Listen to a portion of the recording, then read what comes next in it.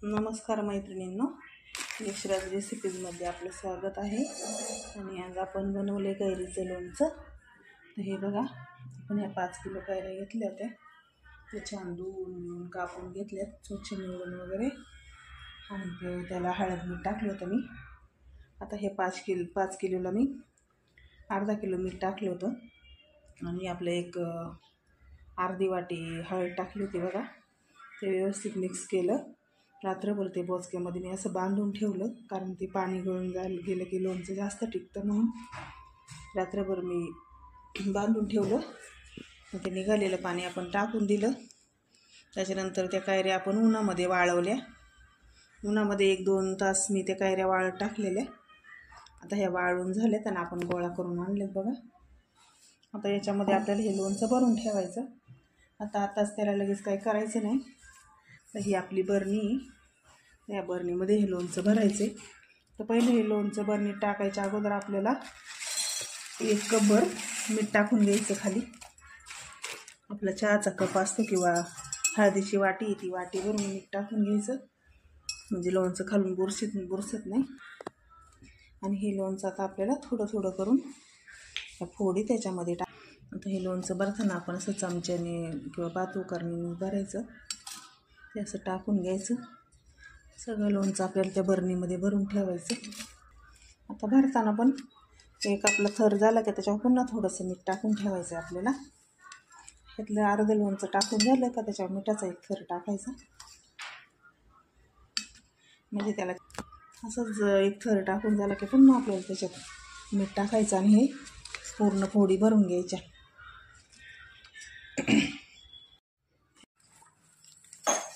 चालूच नाही केला हे बा. आता आपण लोणचं भरून ठेवलं होतं बरणीमध्ये, तर त्याला 2 दिवस झाले. तर आता आपण उचकून ते पुन्हा खालीवर करून ठेवणार आहे. तर त्याच्यात मी थोडंसं तेल टाकलं होतं, चांगलं पाणी सुटलं आहे त्याला. तर हे मिक्स करायचं, हाताने नाही करायचं आपण त्याला, चालते किंवा आपला बातोकार पण आला आता. छान दिसतं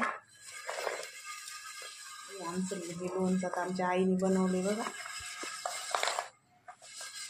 पहिले अशा बाया जुन्या खूप छान लोणचं बनवायच्या. काही हळदी मिठातलं पण ठेवतात, वर्षभर टिकतं त्यांचं. तेल भरपूर लागतं बघा.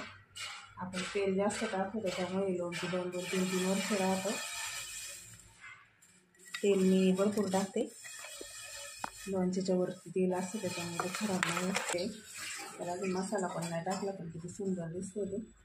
पूर्वी हे लोक असेच लोणचं बनवायचे फक्त.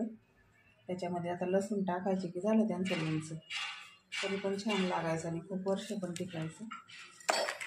आता हे आपण बनवले असं, त्याच्यात टाकूया मसाला. आता हे लोणच्यासाठी आपण ही मोहरी भाजून घेतली बघा. 1 पावशेर मोहरी मी भाजून घेतली. त्यात जिरं टाकलं 3 चमचे. आणि हा आपला गरम मसाला पण टाकलाय. तो आता आपल्याला वाटून घ्यायचा. हा लसूण आपण कापून घेतलाय, हा आपण वाटून घेणार आहे. आणि ही मोहरी पण वाटून घेणार आहे. जिरे आणि मोहरी वाटली तर येतात ते आपण टाकूया. लसूण आपण तळून नव्हतं घेतला म्हणून. लसूण पूर्ण टाकून गेला की मसाला टाकूया. आणि मोहरी आपण शेवटी टाकू, कारण मोहरी आपण आधी भाजून घेतली. लसूण चांगलं नाही परतायचं, फक्त थोडंसं त्याला चटका बसून द्यायचा. हे बघा मैत्रिणींनो, हे आपलं हिरव्या मिरचीतलं लोणचं आहे. पाहू शकता तुम्ही किती छान झाले ते. ह्याला मी मसाला न टाकता हिरवी मिरची टाकली आहे बघा. हिरवी मिरची, लसूण, मोहरी,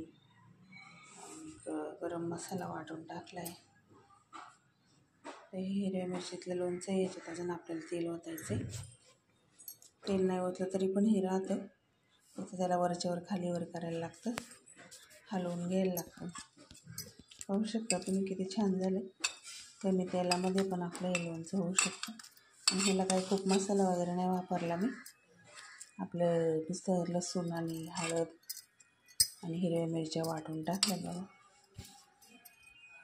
आपली मोहरी पण टाकली होती. घरातच होती ती मोहरी वाटली.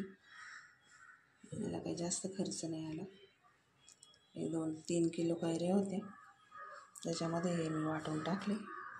तर तिखट लोणचं न करता आपण असंही लोणचं बनवू शकतो.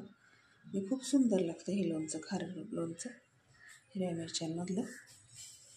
पाहू शकता तुम्ही किती सुंदर कलर आला त्याला. पहा बघा किती छान दिसते. बघा मी बनवले. तुम्हाला बनवायचं असेल तर तुम्ही बनवू शकता. खूप सुंदर होतं, टेस्टी पण लागतं.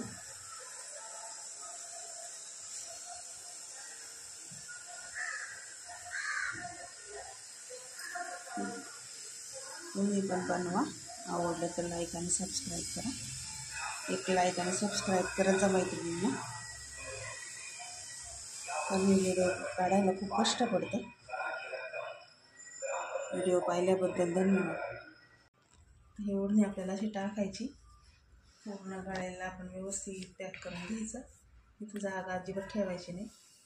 त्याच्यात काही गेलं नाही पाहिजे, चिलटं माशा किंवा काही किडे वगैरे नाही का. तसं पॅक केलं आहे. आता तोंड पॅक केलं म्हणजे व्यवस्थित राहतं, खराब होत नाही, बुरशी पण येत नाही त्याला. तर हे त्याचं झाकण आहे, ते ह्याच्यावरती ठेवून द्यायचं. तर ह्या बरणीचं पण तसंच करायचं.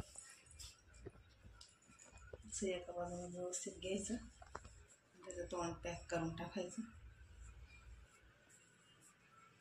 पॅक आवडायचं ह्याला, म्हणजे त्याच्यात काही चिलटं वगैरे जात नाहीत. तर हे आपल्याला असंच ठेवायचं. 2 दिवसांनी ह्याला पाणी सुटलं की याच्यामध्ये मसाला आणि आपल्याला तेल टाकायचं.